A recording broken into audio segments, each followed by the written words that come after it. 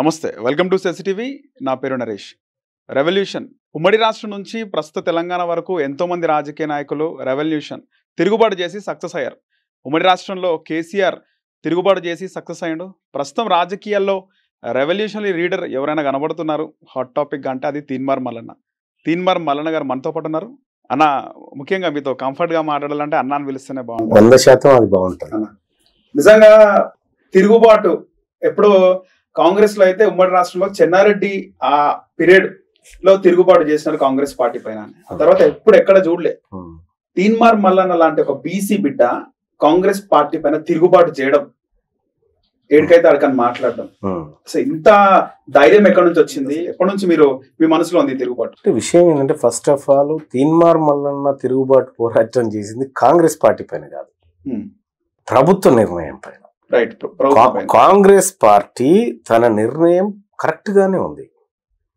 Cost census చేసి 42% reservation BC వర్గాలకు ఇస్తాము అనేది కాంగ్రెస్ పార్టీ విధానం. ఆ విధానాన్ని తీన్మార్ మల్లన్న ఎక్కడ వ్యతిరేకించలేదు. పైపెచ్చు ఆ విధానాన్ని ప్రజల్లోకి తీసుకుపోవడానికి ప్రజలారా మీరందరూ కూడా ఇందులో పాల్గొనండి, కులగణంలో పాల్గొనండి, ఇది మన జీవితాలను మార్చేటువంటి కార్యక్రమం అని నేనే ప్రచారం చేసిన. ఇది ప్రభుత్వ కార్యక్రమం, ఇది పార్టీ కార్యక్రమం. అది ఇక ప్రభుత్వం కార్యక్రమానికి వచ్చినప్పుడు ఈ కాంగ్రెస్ పార్టీ ప్రజలకు ఇచ్చినటువంటి హామీని ఇంప్లిమెంట్ చేస్తా అని చెప్పి అధికారంలోకి వచ్చినటువంటి రేవంత్ రెడ్డి గారు కులగణన విషయంలో తప్పుడు లెక్కల ద్వారా ప్రజల్ని మభ్యపెట్టాలనుకుంటున్నటువంటి సందర్భంలో ప్రభుత్వ నిర్ణయాన్ని తగలబెట్టడం జరిగింది. రైట్, ఇక్కడ ఫస్ట్ పాయింట్ ఏంటన్నా, తప్పుడు లెక్కలు అనేటివి అంటే ఓసీలు ఇంతే బీసీలు ఇంతే అని మాట్లాడుతుంటారు కదా. బీసీలు ఎక్కువ ఉంటారు, ఓసీలు తక్కువ. సో ఓసీల సంఖ్య కూడా ఎక్కువ ఉందని చూపించుకోవడానికి ఆ విధంగా చేసినారంటారా? 100% అది కరెక్ట్ మహేష్ గారు. ఎందుకంటే 2014 క్యాస్ట్ సెన్సస్ లో ముస్లింల జనాభా 44 లక్షలుగా చూపించుకున్నాం. అవునన్నా. 2024 మనం చేసినటువంటి క్యాస్ట్ సెన్సస్ లో అందులోంచి ఇంకొక 5,000 మంది చనిపోయారు, తక్కువైనారు.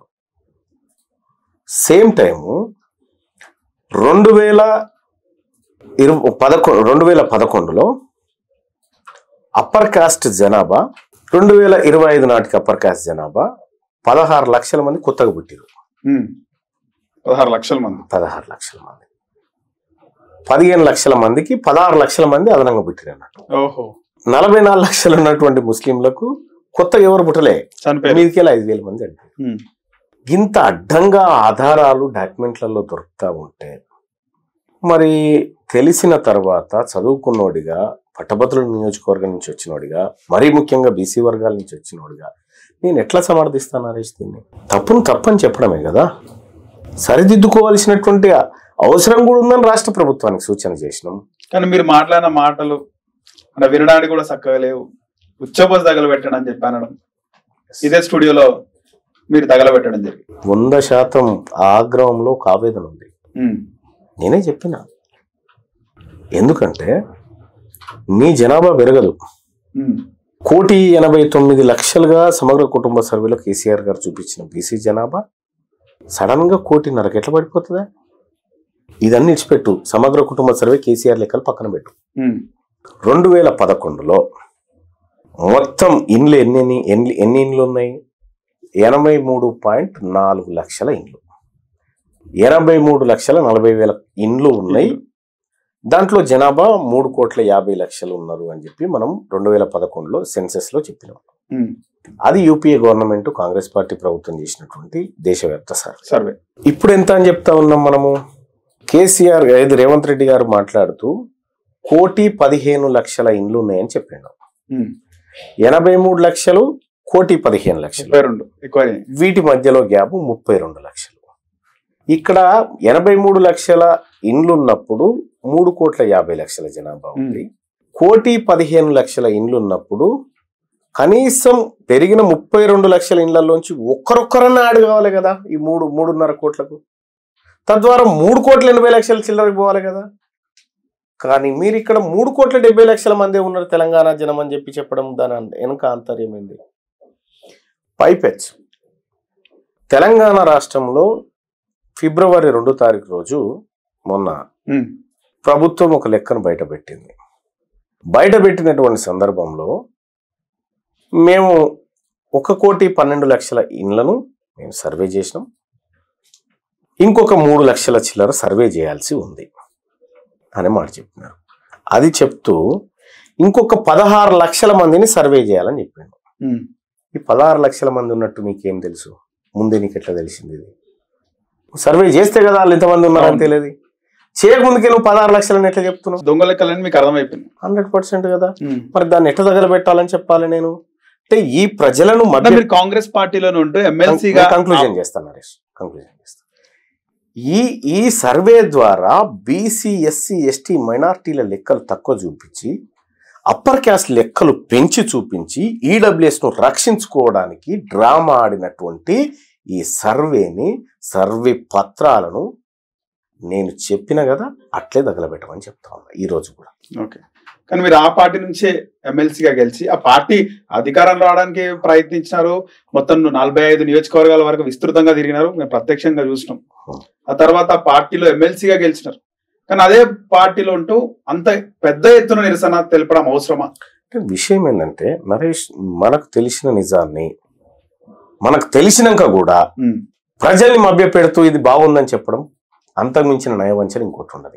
మీకు అనిపించింది ఎప్పుడన్నా ఇంకా 4 ఏళ్ళు ఉంది అధికారం, అంటే ఎందుకు తిరుగుబాటు చేయాలి? విషయం ఏంటంటే నా స్వార్థం కోసం అయితే, నేను పదవుల కోసమో ఇంకో దాని కోసం అయితే ఇవన్నీ పక్కకు పెట్టాలి నరేష్. నేను అవన్నీ పక్కకు పెట్టి ఇటెందుకు వచ్చినా? ఇక్కడ అన్యాయం జరుగుతుందని వచ్చిన. కాంగ్రెస్ పార్టీ ఈ తప్పుడు సర్వే చేయాలని మేనిఫెస్టోలో పెట్టిందా? రాహుల్ గాంధీ గారు ఏం ఆలోచన ఉంది? ఇక్కడ ఏమి ఇంప్లిమెంట్ జరుగుతాం? పార్టీ విధానం పొరపాటు కాదు, దాన్ని ఇంప్లిమెంట్ చేయాల్సినటువంటి వ్యక్తి చేసిన పొరపాటు. తీన్మార్మల్ ఇంకా పవర్ ఇంకా 4 ఏళ్ళు ఉంది, అధికారాన్ని అనుభవించవచ్చు, ఏమైనా చేయొచ్చు, చేసుకుంటే నా సొంతం కోసం చేసుకోవాల్సిందే కదా అవన్నీ. నేను అవి పక్కకు పెట్టి జరిగినటువంటి వాస్తవాన్ని ఏందో ఇక్కడ తెర మీదకి తీసుకొచ్చి ప్రజాక్షేత్రంలో వివరిస్తా ఉన్నాం కదా అన్న. ఇంకోటి బాగా ఆ టైంలో మీరు ఎమ్మెల్సీ అయిన తర్వాత బాగా వినిపించింది మీరు మంత్రి అవుతారని చెప్పి బాగా వచ్చినాయి వార్తలు మీ పైన. నేను దాన్ని ఖండించినా కూడా నాకు ఇయ్యాలని మీకు ఆలోచన ఉంటే నాది ఇంకొక బీసీకి ఇవ్వండి తప్ప నాకేం అవసరం లేదని చెప్పిన. కానీ తిరుగుబాటు వెనకాల ఇలా మాట్లాడని వెనకాల ఈడబ్ల్యూఎస్ చూపిస్తున్నాడు, కానీ ఆయనకు మంత్రి పదవి ఇవ్వలేదని ఒక అకస్సు లేదు నరేష్ గారు. మీరు ఒకటి అర్థం చేసుకోండి, నేను క్లియర్ గా అప్పుడే చెప్పిన తాజ్ కృష్ణాలో బీసీ మేధావుల సమావేశం పెట్టినప్పుడే నాకు ఏ పదవి వద్దు, మా లెక్కలు పక్కాగా ఉండాలి అని చెప్పడం జరిగింది. తీన్మార్మల్ నాకు పదవి కావాలంటే రేవంత్ రెడ్డి గారు ఎంత తిరుగుకుంటా అన్న నాకు మంత్రి పదవి అని తిరగాలి. నేను ఎందుకు విభేదిస్తా భయ్? నాకు పదవులు కావాలంటే వాళ్ళంటుంటా గానీ ప్రజలంటే ఎందుకుంటా? కాంగ్రెస్ పార్టీలో ఉద్దండులు ఉన్నారన్న, హేమీలు ఉన్నారు, వాళ్ళు ఎక్కడ కూడా లైమ్ లైట్ లో లేరు. తీన్మార్మల్ అనే వ్యక్తి ఒక 4 years కింద నుంచి బాగా ప్రభావితం అయ్యి ఇప్పుడు ఈ స్టేజ్ లో ఉన్నాడు, మోస్ట్ ట్రెండింగ్ లో ఉన్నారు. మీరు అంటే ఇంత గట్స్ నుంచి వచ్చినాయన్నా మీకు? పర్సనల్ గా నాకు నరేష్ గారు ఒక నిజం మాట్లాడడానికి గట్స్ ఎందుకు నాకు అర్థం కాలే. చాలా మందికి ఉంటది మాట్లాడాలని. ఇప్పుడు చాలా మందికి ఉంటది. నువ్వు మాట్లాడేది నిజమైనప్పుడు, నీవు మాట్లాడే మాట నిజమని నీ అంతరాత్మ నమ్మినప్పుడు, నువ్వు మాట్లాడేది సత్యమని నువ్వు భావించినప్పుడు గట్టిగా మాట్లాడు. నీ మాటను నీ శరీరం ఒప్పుకున్నప్పుడు. నేను గదే చేస్తా ఉన్నా. నేను ఏదైనా మాట్లాడితే ఉత్తగా మాట్లాడను, దానిపైన పూర్తి అవగాహన తెచ్చుకొని రీసెర్చ్ చేసి 2-3 మాట్లాడి దీన్ని పరిశీలించి ఆ తర్వాత మాట్లాడతాను. నేను గాలికి మాట్లాడను, నేను మాట్లాడేది పక్క ఆధారాలతో మాట్లాడతా. కాబట్టి నేను మాట్లాడే విధానం ఇవాళ తీన్మార్మల్ చెప్పినటువంటి లెక్క క్యాస్ట్ సెన్సస్ విషయంలో ఖండించమని రాష్ట్ర ప్రభుత్వాన్ని చూద్దాం, లేకపోతే ఎక్కడ చర్చకు పెట్టమని. ఇది తప్పు అని నిరూపించకపోతే నా పేరు తీన్మార్మల్ గారు. ఎందుకంటే నేను రీసెర్చ్ చేసినటువంటి వ్యవహారం అంత పకడ్బందీగా చేసిన. కాబట్టి నేను ఏమంటున్నా, అందరికీ ఆ ధైర్యం ఉంటుందంటే కొంతమంది, నేను చెప్తా ఉన్నా వాయిస్, కొంతమంది వాయిస్ లో ఉంటుంది, కొంతమందికి ధైర్యం ఎక్కువ ఉంటుంది. కానీ అంటే ఏమవుతుందో, అంటే మనల్ని ఏమన్నా చేస్తాడేమో. ఒకటి గుర్తుపెట్టుకో, నీవు నమ్మింది సత్యం అయితే, నీవు మంచి చేయాలన్న ఆలోచన నీకుంటే నువ్వు ఎవరికి భయపడాల్సిన పని లేదు. ఈ భారత రాజ్యాంగం నీకు అండగా ఉంటుంది, ఈ న్యాయస్థానాలు ఉంటాయి, ఈ వ్యవస్థ ఉంటుంది.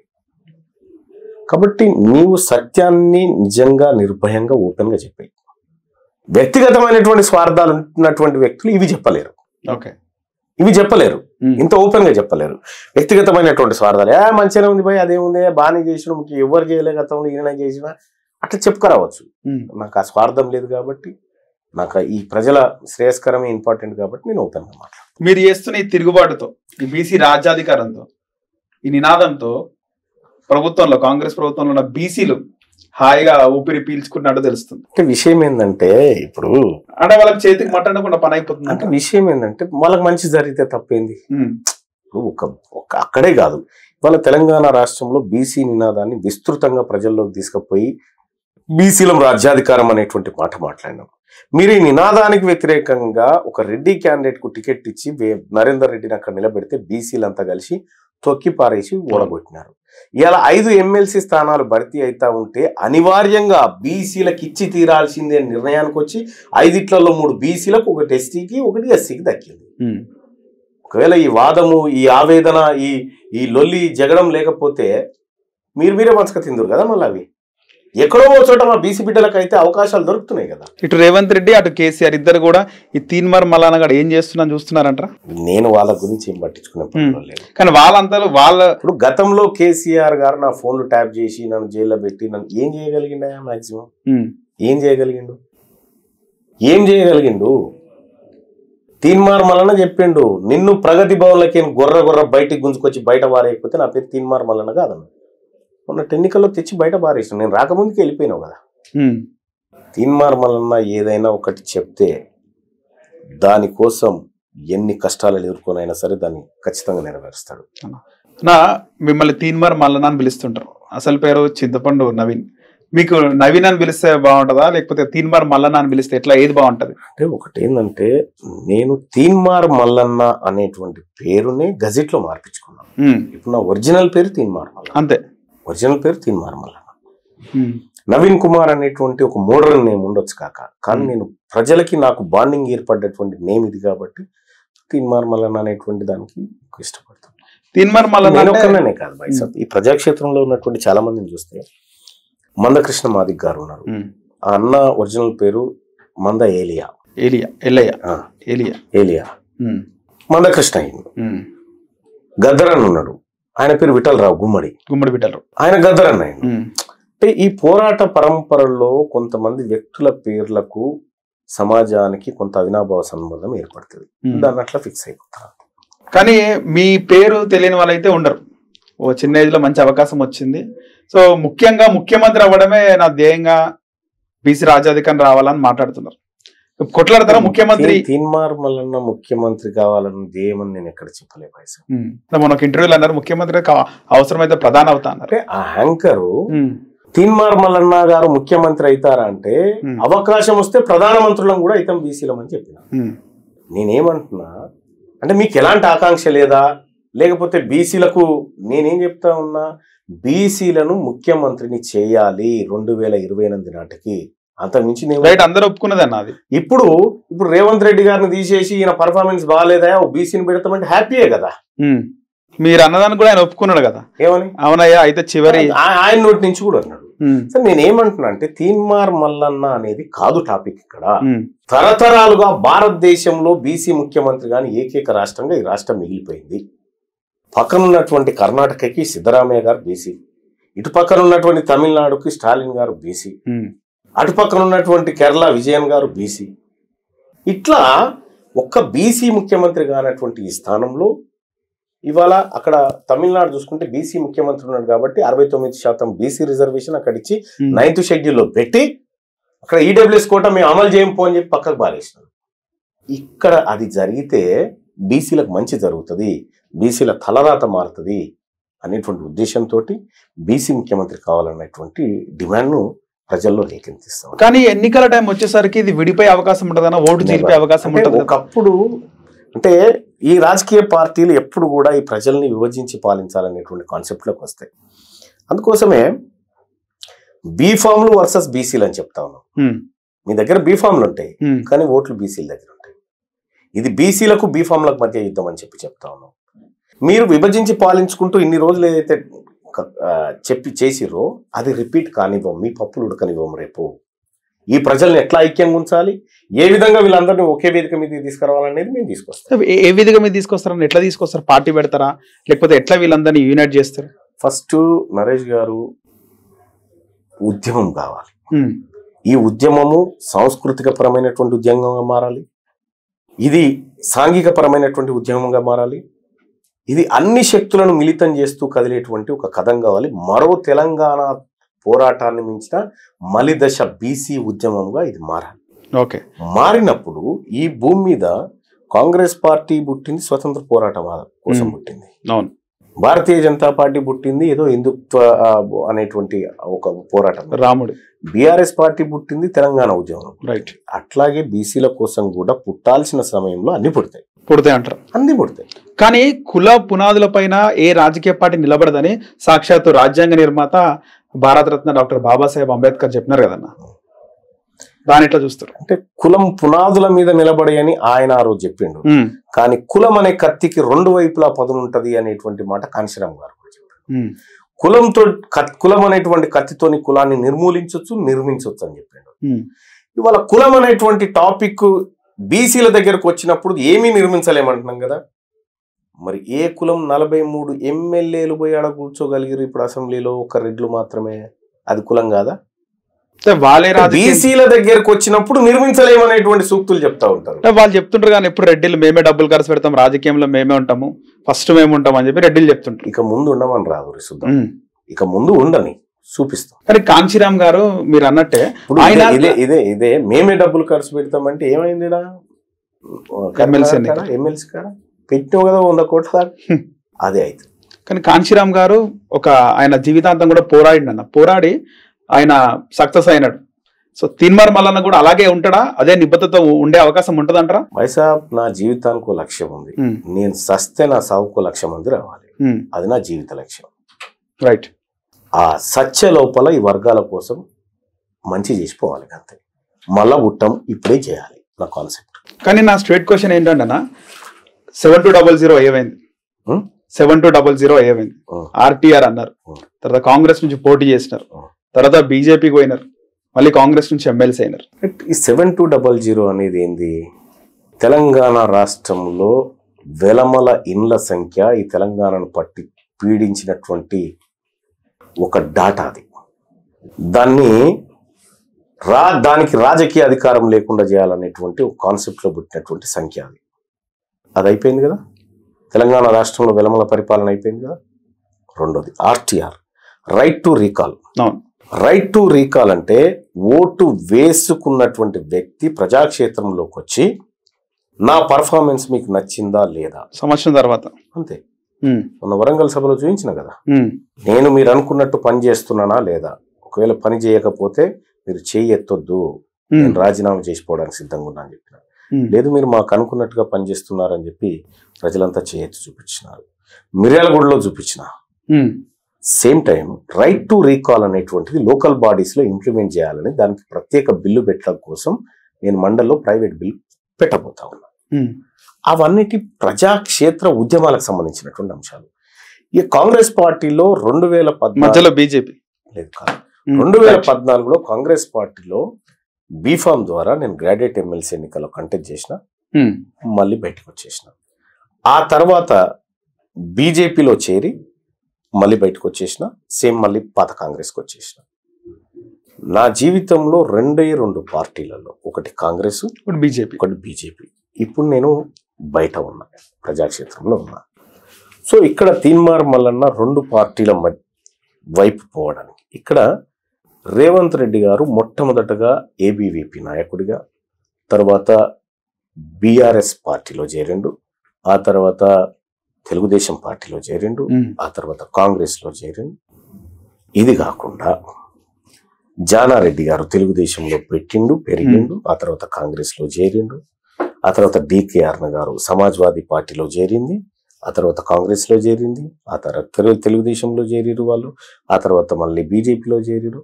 అంటే వీళ్ళు ఎన్ని పార్టీలు మారినా ఎన్నైనా చేసినా వాళ్ళది తప్పు కాదు, వాళ్ళది హక్కుదారు లెక్క మాట్లాడతారు.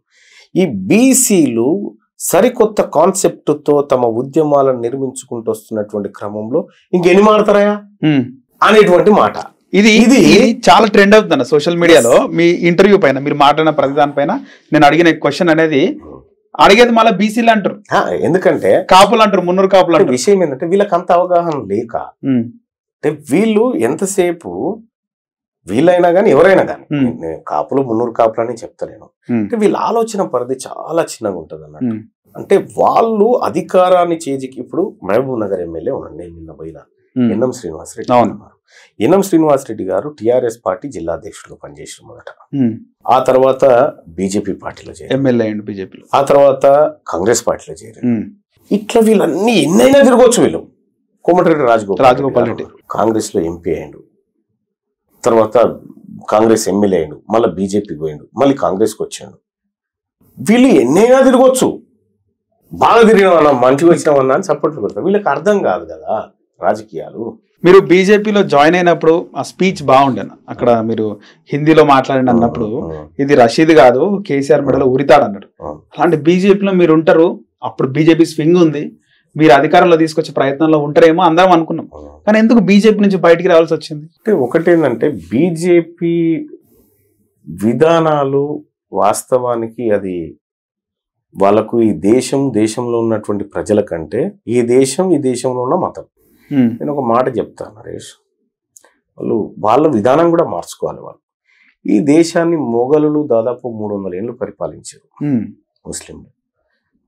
అప్పుడు హిందూ మతానికి వచ్చిన ఆపత ఏం లేదు.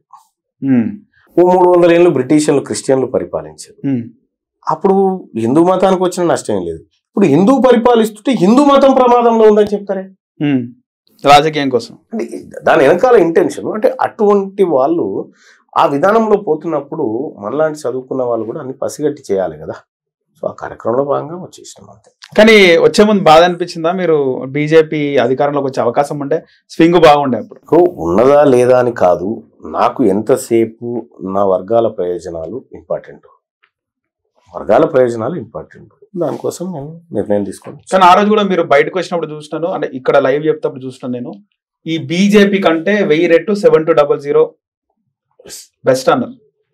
అవును, అంటే వాస్తవానికి ఆడ బీజేపీలో ఏమి ఉండదు, ఏదో కొద్ది మంది కోసం నడుస్తుంది అది అంతే తప్ప. కానీ అది మతము అనేటువంటిది, హిందుత్వం అనేది ఈ ప్రజల భావోద్వేగాల మీద సాగేటువంటి ఒక వ్యవహారం అది. ఓకే, అది ప్రజాస్వామ్యము. ఆ తర్వాత ఇప్పుడు EWS quota తీసుకొచ్చిందే Bharatiya Janata party. ఎవరికి అగనిస్ట్గా? బీసీలకు అగనిస్ట్గా తెచ్చింది కదా. దాన్ని ఇంప్లిమెంట్ చేసింది కేసీఆర్. ఎవరికి అగనిస్ట్గా? బీసీలకు అగనిస్ట్గానే కదా. మరి బీసీలకు ఇంత అన్యాయం జరుగుతున్నటువంటి సందర్భంలో కూడా చూస్తూ వాళ్ళ వెనకాల తిరగడం అది పొరపాటు అవుతుంది నరేష్. కానీ బీసీలు ఇప్పటికైనా కళ్ళు తెరిచే అవకాశం ఉందంటారు. ఎందుకంటే బీసీలలో ఒక యాదవ్ గౌడుకు పడదు, గౌడు ముదిరాజు పడదు, ఒకప్పటి మాట అది. ఇప్పుడు నరేష్ మీరు ఒకసారి అబ్జర్వ్ చేయండి, ఈ బీసీ వాదం, ఈ ఇటీవల బీసీ వాదంలో జరుగుతున్నటువంటి ఒక ఎమ్మెల్సీ ఎన్నికలను 2 నెలల పాటు బీసీ వాదం చుట్టూ తిప్పినాం. ఈ రోజు ప్రకటించింది కూడా బీసీల. అంటే నరేష్ గతంలో చూసిన బీసీ ఎన్నికల నాటికి ఓట్లు పడే అవకాశం ఉంటుంది, 100% ఉంటుంది. ఏం లేకుండేంది. ఇప్పుడు యూటీఎఫ్ 54 ఏళ్ల కింద పెట్టారు, 50 ఏళ్ల కింద పెట్టిరు ఆ సంఘం. పిఆర్టీయూ అదో 50 ఏళ్ల కింద పెట్టిరు సంఘం. 50 ఏళ్ల కింద పెట్టిన సంఘాలు అవి. 40 ఏళ్ల కింద పెట్టినటువంటి భారతీయ జనతా పార్టీ. 2 నెలల నుంచి పోరాడుతున్నటువంటి బీసీ ఉద్యమం. 2 నెలల బీసీ ఉద్యమం 5200 ఓట్లు సంపాదించింది 2400 ఓట్లలో. మీకు గవే కదా వచ్చినాయి. 50 ఏళ్ళ మీ పునాదులు ఉన్నటువంటి సంఘాలకు, పార్టీలకు వచ్చిన ఓట్లు మా వాదాన్ని 25% మంది టీచర్లను బీసీ వాదం వైపు మళ్లించగలిగినామంటే ఇది కదా మార్పు. ఇవాళ ప్రసన్న హరికృష్ణకు 60,000 ఓట్లు దేయగలిగినామంటే ఇది కదా బీసీ వాదం. సో ఇక్కడ నేను ఏమంటున్నానంటే, గతంలో ఉన్నట్టుగా ఇది వీళ్ళకు పడది అది వాళ్ళకు పడదని అప్పర్ క్యాస్ట్ వాళ్ళు పెట్టే పంచాయతీ అది. కానీ వాళ్ళ బీసీలమంతా ఒక్కటైనం, బీసీలమంతా ఒక గొడుగు కింద కూర్చొని మాట్లాడుకుంటున్నాం, చర్చ పెట్టుకుంటున్నాము. ఇన్నేళ్లుగా మమ్మల్ని విభజించడం కోసం మీరు వేసినటువంటి ఎత్తులు ఏవైతే ఉన్నాయో ఆ ఎత్తులు ఇక చిత్తైపోతాయి. భవిష్యత్తులో ఖచ్చితంగా బీసీలంతా ఓటు బ్యాంక్గా మారుతారు. సో ఒక్కడిగా మీరు ఇట్లా స్టార్ట్ చేసినారన్నా, ఒక సభకు వాళ్ళ నిన్న సభకు పోయినారు మహబూబ్ నగర్ సంబంధించి. పొద్దున్న లేస్తే ఎట్లుంటుంది? మీరు రాత్రి నుంచి ఆలోచన ఎట్లుంటుంది? పొద్దున్న లేవగానే ఆలోచనలు ఎట్లుంటాయి? ఇంత పెట్టుకున్నారు, ఈ బీసీ మీటింగ్లని లేకపోతే ఒక్కడి పైన ఇవన్నీ ఆలోచనలో ఏదన్నా మీరు ఎదుర్కోవాలి, ఎట్లా ఉంటుంది మీ ఆలోచన విధానం? నరేష్ గారు, వాస్తవానికి నేను ఒక్కరిని కాదు, ఇంటలెక్చువల్ గ్రూప్ ఉంది, ప్రొఫెసర్లు ఉన్నారు, మేధావులు ఉన్నారు, ఉద్యమకారులు ఉన్నారు, అనేక సంఘాల అనేక సమూహాలతో కూడినటువంటి వ్యవస్థ మా చుట్టూ ఉంది. ముఖ్యంగా బీసీ మేధావులు వాళ్ళందరూ ఉన్నారు. నేను ఒక్కరిని ఎందుకైతా? నాకు ఎప్పటికప్పుడు అడ్వైజ్ చేస్తూనే ఉంటారు, ఎప్పటికప్పుడు అడ్వైజ్ చేస్తూ, సో మనం ఇది చేయాల్సి ఉంటుంది, అది చేయాల్సి ఉంటుంది, ఎవరి పని వాళ్ళు చేసుకుంటూ ముందుకు పోతూ ఉంటారు. ఇలా తీన్మార్ మల్లన్న సింగిల్గా ఆలోచన, సింగిల్గా ఒక భారీ స్థాయిలో నేను మాట్లాడుతుండొచ్చు, కానీ ఈ వర్గాల అందరి సమాలోచనలు మేళవించి మాట్లాడుతున్నటువంటి మనిషి. రైట్ అన్న, ఇదే సెన్సిటివ్ మొన్న మీ ప్రెస్ మీట్ రోజు క్వశ్చన్ అడిగిందన్న. పర్సనల్ గా ఒక జర్నలిస్ట్ గా పర్సనల్ ఒపీనియన్లు ఏముండే ప్రజల్లో అనుకునేది అడుగుతాం. నేను ఆ రోజు ఏమడిగిన మిమ్మల్ని అంటే, తీన్మార్ మల్లన్న బ్లాక్ మెయిలర్ అని అంటున్నారు, దీనిపైన మీ సమాధానం ఏంటన్నా అని అడిగారు. మీరు ఉల్టా నన్ను ప్రశ్నించారు, నువ్వు చెప్పు అసలుకి నీ దగ్గర ఆధారం లేదు ఎట్లా అడుగుతున్నావు అంటే. జనాల్లో అన్న కామెంట్స్ కానీ గ్రౌండ్ లెవెల్లో తీన్మార్ మల్లన్న అంటే ఒక బ్లాక్ మెయిలర్ అని ఒక మాట మాట్లాడుతున్నారు, దీనికి ఒక క్లారిటీ ఇవ్వండి. ఇప్పుడు మీరున్నారు, ఇప్పుడు నేను మీకు అమ్మాయిల పిచ్చి అని అంటా, మీరు క్లారిటీ ఇవ్వండి అంటే యాక్చువల్లీ నేననే మాట కదన్నా. ఇప్పుడు నేను అనుకుంటున్నా భయ్, నాకు క్లారిటీ ఇవ్వండి. మార్కెట్ మాట్లాడుతున్న మాట నరేష్, నేను ఏమంటున్నా, దీనికి ఒక క్లారిటీ ఇవ్వండి నాకు. అంటే నీకు సంబంధం లేని క్వశ్చన్ నీ మీద వేసి నేను దానికి క్లారిటీ అడుగుడు ఎంత దుర్మార్గమో.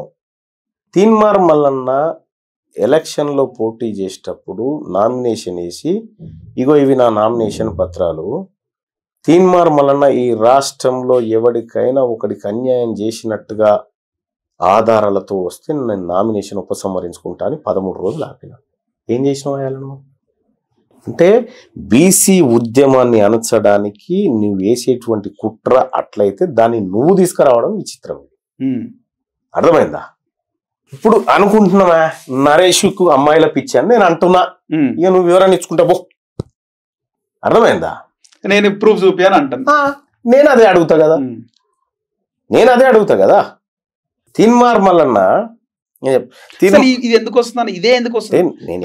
నేనేం చెప్తా ఉన్నానంటే, వాళ్ళు మీకు అంటిస్తున్నారు ఇది అంటే కబ్జా కోర అనొచ్చు, నేనేమంటున్నా అవి వాళ్ళకి సూట్ అయినట్టుగా తీన్మార్ మల్లన్నకు సూట్ కావు కదా పదాలు. వాళ్ళ పదాలను బీసీల మీద నుంచి బీసీలు ఇట్లా చేస్తారనేది పొరపాటు. ఇవాళ తీన్మార్ మల్లన్న నేను వీళ్ళ మీద యుద్ధం చేసేటప్పుడు ప్రజలారా నాకు చాయ్ పైసలు అని అడిగిన, నాకు 5-6 లక్షల రూపాయలు ప్రజలు ఇచ్చిండ్రు. కానీ నేను 5-6 కోట్ల రూపాయలు ఇక్కడ నేను పేదవాళ్ళకి పంచేదేమనుకన్నా తెలుసా?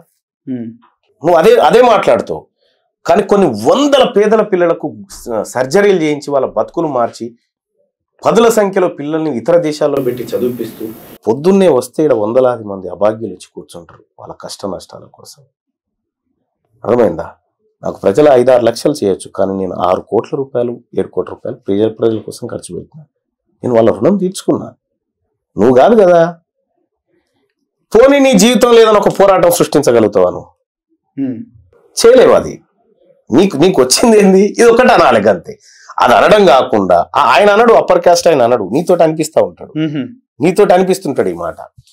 ఇక్కడ క్లియర్ గా నేను చెప్పేటువంటి మాట ఏంటంటే, జర్నలిజంలో మనం ఎదుటి వాళ్ళని ప్రశ్న వేసినప్పుడు ఆ ప్రశ్నకున్న సార్థకత ఎంత, దాని శాంటిటీ ఎంత అనేటువంటిది మనకు కొంచెం స్వీయంగా ఉండాలి. ఇప్పుడు క్యూ న్యూస్ లో మీరు తమ్నైల్స్ చూడండి, మిస్టేక్ అసలే పెట్టనివ్వం. వార్త ఏది ఉందో అదే ఉండాలి. ప్రాపగండలు దీంట్లో రానియం ఎట్టి పరిస్థితుల్లో. ఊహాజనితమైనటువంటి వార్తలకు స్పేస్ ఇవ్వం మేము. అందుకోసం క్యూ న్యూస్ నిలబడ్డది. తాత్కాలికంగా హైప్ కోసం వాడేటువంటి అంశాలు ఉంటాయి చూడు, దానివల్ల ఎముల కలుస్తాయి అన్న. కానీ క్యూరియస్ అన్న, ఒకప్పుడు 7,000, 8,000, 10,000 నేను షాప్ కి పోతే పాల ప్యాకెట్ తీసుకోవడానికి మీ లైవ్ బిజీగా చూస్తున్న షాప్ కీపర్స్ ఇప్పుడు లైవ్ చాలా తగ్గిపోయింది. అంటే ఈ మధ్య కాలంలో నేను ఛానల్లో అందుబాటులో లేకపోవడము, ఇట్లా కొంత డిస్టర్బెన్స్ ఉండే. ఇప్పుడు పూర్తి స్థాయిలో ఛానల్ మీద కేటాయిస్తా ఉన్నాం సమయం.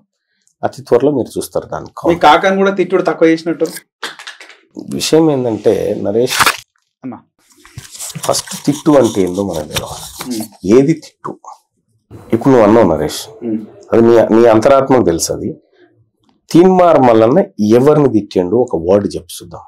విమర్శించడం, తిట్టడానికి విమర్శించడానికి ఉన్న తేడా ఏంది? మన తెలంగాణ భాషలో పాయింట్ టు పాయింట్ మాట్లాడదాం. తిట్టు విమర్శ వీటి మధ్యలో ఉన్న భేదం ఏంది? విమర్శ అంటే హుందతనంగా విమర్శించడం, తిట్టు అంటే ఏదైనా వస్తుంది, బూతులు వస్తాయి, ఏమైనా వస్తాయి. రైట్. మరి ఇప్పుడు తిట్టు అనే పదం వాడినాం కదా, దాంట్లో తీన్మార్ మల్లన్న ఇతరుల మీద వాడిన తిట్టు ఏంది? అది మామూలుగా మనం ఎక్కడ ఇప్పుడు చాయ్ బండి దగ్గర మాట్లాడుకున్నా పాయింట్ టు పాయింట్ కేసీఆర్ ఏం తిడతాడు రా తీన్మార్ మల్లన్న అంటే విషయం ఏంటంటే ఏంది తిట్టు ఏంది, నేను అన్న తిట్టు ఏంది?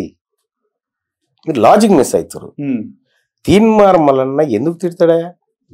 తిట్టు కాదా అది, మీకు మీరు సృష్టించుకున్నారు అట్లా. ఓకే, మీకు మీరు జనాలు సృష్టించారంటారు. జనాలు కాదు, కొంతమంది కావాలని ఒక ప్రాపగండ చేయడానికి పుట్టించినటువంటి పదం. తీన్మార్ మల్లన్న ఎవరిని తిట్టడు, అర్థమైందా? తీన్మార్ మల్లన్న మీద పెట్టిన కేసులు, తీన్మార్ మల్లన్న జైలు జీవితం అంతా అంశాల ఆధారంగా ఉంది, తిట్ల ఆధారంగా లేదు. అది గుర్తుపెట్టుకో. సో జైల్లో ఉన్నప్పుడు, మీరు జైలుకి వెళ్ళినప్పుడు, సెకండ్ టైం వెళ్ళినప్పుడు బాగా ఇబ్బంది పెట్టారని విన్నాం, నిజమేనా? అన్నది ఒత్తిడి చేసినారు. ఇప్పుడు ఒక ఉద్యమకారుని పైన సహజంగా ఉండేది ఒత్తిడే కదా. ఎలాంటి ఒత్తిడో తెలుసుకోవచ్చు. ఎలాంటి ఒత్తిడి లేదు, హ్యాపీగా జైలు జీవితంలో ఉన్నాము. అక్కడ సరే మమ్మల్ని కలవడానికి వచ్చే వాళ్ళని కలవనీయకుండా అట్లా వాళ్ళు అనుకుంటుండొచ్చు, కానీ మాకు ఎలాంటి ఇబ్బంది లేదు. మేము అన్నిటికీ రెడీ అయిపోయినటువంటి వాళ్ళం కాబట్టి మాకు ఎలాంటి ఇబ్బంది లేదు. కేసీఆర్ ఫ్యామిలీకి సంబంధించి కేసీఆర్ ని కాక అనడంతో పాటు పోషెట్టి, ఆ తర్వాత డ్రామారావు, తైతక్క, అగ్గిపెట్టరావు అని ఇట్లాంటి పేర్లు పెడుతుండే, హ్యాపీరావు, సంతోష్ రావు. సో ఎట్లా పెట్టారు ఆ పేర్లు? అంటే విషయం ఏంటంటే ఫస్ట్ ఆఫ్ ఆల్ అది తిట్లు అనుకుంటారు. అబ్బా పోషెట్టి అనే పేరు తిట్టేనవి. కాక అంటే ఏంది, చిన్న, అది తిట్ట కాదు కదా. నిక్ నేమ్స్ పెట్టినారు అందరికి. అంటే నీవు తెలంగాణ రాష్ట్రానికి బంగారు తెలంగాణ అనే పేరు పెట్టవచ్చు, తెలంగాణ రాష్ట్రానికి పునర్నిర్మాణం అనేటువంటి పేర్లు, బ్రహ్మాండమైన పేర్లు పెట్టవచ్చు. మరి అవే పేర్లు నీ దగ్గరకు వచ్చినప్పుడు ఎందుకు మనసు నొచ్చుకుంటుంది నీకు? నువ్వు ఆ పేర్ల మాటలో వర్గాలను మోసం చేయొచ్చు, దోపిడీ చేయొచ్చు. అదే పేర్లు నీ దగ్గరకు వచ్చేసరికి ఎందుకు ఇబ్బంది అవుతుంది? అంటే వీళ్ళు ఏదైనా పెట్టొచ్చు, కానీ ప్రజాక్షేత్రం నుంచి వీళ్ళకు ఏదన్నా రాగానే అది ప్రమాదం అవుతుంది. అవి అట్లా పుట్టినాయి పేర్లు, ఇట్లా కాదు. సో ఆ పేర్లు పిలవడంలో కూడా ముఖ్యంగా కాకా అని మీరు మాట్లాడుతుంటే నవ్వుకున్న వాళ్ళు ఎంతో మంది ఉంటారు, లైవ్ చూసి నవ్వుకుంటారు. దానికి ఏం చేస్తాం? ఇప్పుడు కాకాని పిలుస్తాం, మా కాక అంటాం, చిన్నయ్య అంటాం, పోషెట్టి కాక అంటాం, అన్నీ అంటాం. సో నేనేమంటున్నా, ఆ కాక అనేది తప్పుడు పదం కాదు కదా, దాన్ని ఎందుకు తప్పుగా చూస్తున్నారు అంటారు. రైట్. ముఖ్యంగా ఎలక్షన్స్ ముందు కాంగ్రెస్ పార్టీ అధికారంలోకి వస్తే ఖచ్చితంగా ముఖ్యమంత్రి అయ్యేది రెడ్డిలే అని మీకు కూడా తెలుసు. కానీ అప్పుడు మనసులో ఈ బీసీ నినాదాన్ని తీసుకొద్దాం టైం వచ్చిన అనుకున్నారా? నరేష్, అక్కడ మనం గమనించాల్సింది ఏంటంటే, నేను కాంగ్రెస్ పార్టీలో మళ్ళీ జాయిన్ అయింది కాస్ట్ సెన్సస్ చేసి 42% వాటా బీసీలకు ఇస్తామనేటువంటి రాహుల్ గాంధీ గారి ఆలోచన మేరకు జాయిన్ అయినా. సో ఇక్కడ కాంగ్రెస్ పార్టీ అధికారంలోకి వచ్చి రాహుల్ గాంధీ దేశ ప్రధాని అయితే దేశవ్యాప్తంగా క్యాస్ట్ సెన్సస్ చేసి 42% రిజర్వేషన్ పార్లమెంట్ లో బిల్లు పెడితే ఈ వర్గాలకు మంచి జరుగుతుంది అనేటువంటి ఒక ఆలోచనతోటి అందులో చేయడం జరిగింది. సో అట్లా కాంగ్రెస్ పార్టీ గెలవాలనుకున్న ముఖ్యమంత్రి ఎవరైతే అనేది సెకండరీ, ఆ ఆశయం కోసం గెలవాలనుకున్న కాంగ్రెస్ పార్టీ. ఓకే. రీసెంట్ గా వి ప్రకాష్ లాంటి పెద్దలు మాట్లాడుతున్న మాట ఏంటంటే, తీన్మార్ మల్లన్నకు సత్తా ఉంది, ముఖ్యమంత్రి అయ్యేది. తీన్మార్ మల్లన్నకు పోరాటం చేసే సత్తా ఉంది అనే మాట వరకు నేను అంగీకరిస్తాను. ముఖ్యమంత్రి రాష్ట్రానికి ఎవరు కావాలనేది ప్రజలు డిసైడ్ చేస్తారు, నువ్వు నేను అనుకుంటే కాదు. నిజంగా మీకు మనసులో ఉందా లేదన్నా ముఖ్యమంత్రి విషయం ఏం చెప్తాను మీకు, పదే చెప్తా ఉన్నా. తీన్మార్ మల్లన్నకి పదవులు కావాలన్న ఆకాంక్ష లేదు. నేను సస్తే 1,00,000 మంది నా సావుకు రావాలని కోరుకుంటున్నా. తీన్మార్ మల్లన్న పదవులు కావాలంటే ఈ ప్రభుత్వం పంచన చేరి ఇప్పుడు నేను భజన చేసుకుంటుంటే నాకు వచ్చేటి అవి వదిలిపెట్టి వచ్చి నేను నా జీవితానికి సార్థకత తెచ్చుకోవాలనే ఉద్దేశంతో వస్తే పదవుల ముంచడం మాట్లాడుతున్నారు ఎందుకు నాకు అర్థం కాలే. ఇప్పటికిప్పుడు కాంగ్రెస్ పార్టీ ఆయనను తీసేసి మధు యాష్కి గౌడ్నో, మహేష్ కుమార్ గౌడ్నో, లేకపోతే ఇంకొక అంజన్ కుమార్ యాదవ్నో ముఖ్యమంత్రి చేస్తే చాలు, ఏమి అంతకంటే సంతోషం ఏముంటది? తీన్మార్ మల్లన్న ఫోటో పెట్టుకోవాలి ఇంట్లో. బాయ్సాబ్ ని అదంటే తీన్మార్ మల్లన్న బీసీ ఉద్యమంలో ఒక కార్యకర్త మాత్రమే. అనేక మంది మేధావులు, అనేక మంది ప్రొఫెసర్లు, అనేక మంది ఉద్యమకారులు ఎవరైతే ఉన్నారో వాళ్ళందరి ఆలోచనలను ప్రజాక్షేత్రంలోకి తీసుకుపోతున్న ఒక సాధారణ కార్యకర్త. నేను ఏదో అయితా ఏదో చేస్తానని నాకు ఆలోచన లేదు. ఈ తెలంగాణ రాష్ట్రంలో బీసీలు మెజారిటీ వర్గాలైన బీసీలు అధికారంలోకి వస్తే అంతకుమించిన సంతోషం నాకేం లేదు. ముఖ్యంగా మీ వీడియోల పైన కానీ మీ ఇంటర్వ్యూల పైన కామెంట్లు వస్తున్నాయి, అంటే బీసీల కామెంట్లు చేస్తున్నట్టు వస్తున్నాయి. కానీ రెడ్డిల ముసుగులో అంటే బీసీల ముసుగులో అగ్రకులాలు ఏమన్నా కామెంట్లు పెట్టిస్తున్నాయా అంటే ఏమంటారు? అంటే విషయం ఏంటంటే నాకు అవి చూసి వాటికి స్పందించే టైము తీరిక నాకు కాడ ఉండదు. ఎందుకంటే నేను మీరేం ఆట ఆడాలో నేనే గీత గీస్తా, ఆ ఆట మీరు ఆడుకుంటూ వెళ్ళిపోతూనే ఉంటారు.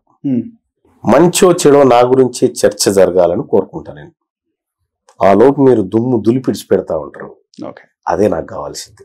మీరు ఛానల్ పెట్టుకున్నాడు, మీరు ఇంతకుముందు అన్నట్టు ఛాయ్ పైసలు అడిగినారు, దాంతోపాటు జై భీమ్ అని మీ ఛానల్ పైన పెట్టుకోవడం జరిగింది. ఇక్కడ స్టార్టింగ్ లో ఫేస్బుక్ ఛానల్లో. కానీ తర్వాత ఆ జై భీమ్ అనే పదం పెట్టుకోకపోవడానికి కారణం ఏంటన్నా? అంటే నాకు అది ఇంకా నేను ఇప్పుడు మీరు అడిగితేనే తెలుస్తుంది. అది జై భీమ్ అనేది నేను బహుశా తొలి వెలుగు ఛానల్లో పెట్టినట్టున్నారు, మీరు పొరపాటు పెట్టినట్టున్నారు. బహుశా స్టార్టింగ్ లో పొరపాటు పడినట్టున్నారు, తొలి వెలుగులో ఉంటది అది. అంటే ఇది ఒక వర్గాలకు పరిమితం చేసినటువంటి ఛానల్ కాదు కదా.